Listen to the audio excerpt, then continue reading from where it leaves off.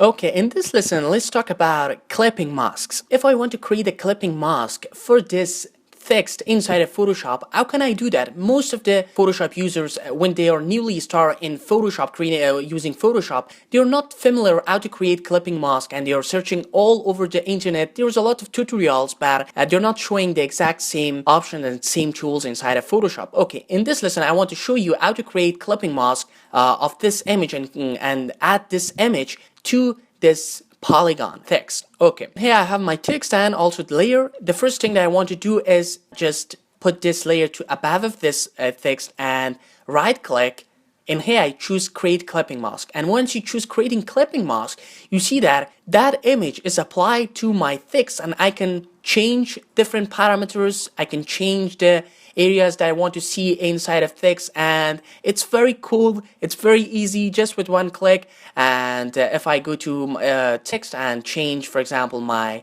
letters, maybe polygon none, maybe here motion, you see that it's very dynamic, and it just adding those image to my motion text. And you can create a very nice effects with this clipping mask options inside of Photoshop, and you're very cool.